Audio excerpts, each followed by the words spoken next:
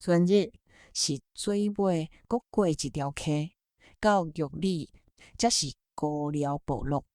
民國35年還未造橋的時，我甲老師坐竹排仔渡過溪仔一逝，費用是5角錢，來回拄好1箍錢。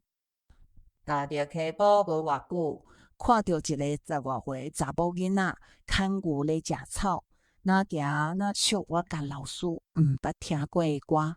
阮兩人就對佇後邊用筆甲紙記音閣記歌詞，愈聽愈有意思。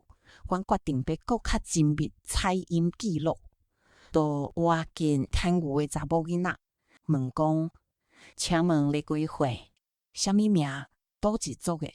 你頭拄仔咧唱的歌是啥物歌名？這位查某囡仔閣真大方。我是阿米斯。這首歌的意思是：一個囡仔坐佇牛的頂面，看到一個影，煞驚一跳，轉去甲爸母講這件事。老爸叫伊帶去現場，看是啥物代誌。原來是佇電火條仔骹看到家己的身影啦。有一擺佇台東文化中心發表原住民族音樂會，高寮的村長看到海報，都決定一定要去聽音樂會。會後想盡辦法得找林德香，伊徛佇我的面前，就問：你敢是林德香先生？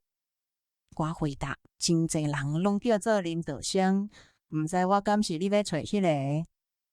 你敢是辦音樂會迄個林老師？安尼是啦，我就是你要找的人。有啥物代誌？我想要請你來高寮部落教阮唱，阮已經袂記這個老歌謠啊。我是排長，哪有法度教恁唱老歌謠？我佇音樂會中聽甲真感動，阮的族人無人會曉啦。請無論安怎，請你着愛撥時間來教阮恢復早前的記憶。毋過我的族語不正確，基因阮會曉處理，重要是白曉旋律。好，我盡我所會來教阮所採集的歌謠。課上會老師捌講，採集音樂都是要甲音樂閣幸福族人。我去高寮部落教因唱3年歌，當教着迄個小姐的背影，這首歌拄教煞，一位中年婦人人來找我。林老師，請問，這首歌是採集啥人唱的？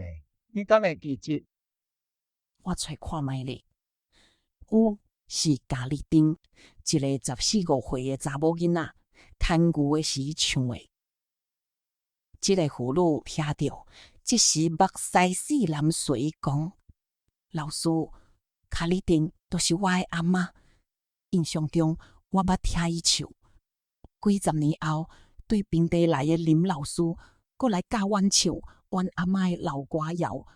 我實在足感動，足感動的。請老師你繼續教阮唱，好較好勢咧。我一定要甲這首歌甲阮的後代永遠傳唱。哪會發生這款情形？我千想萬想都想袂到。音樂採集真正有意義。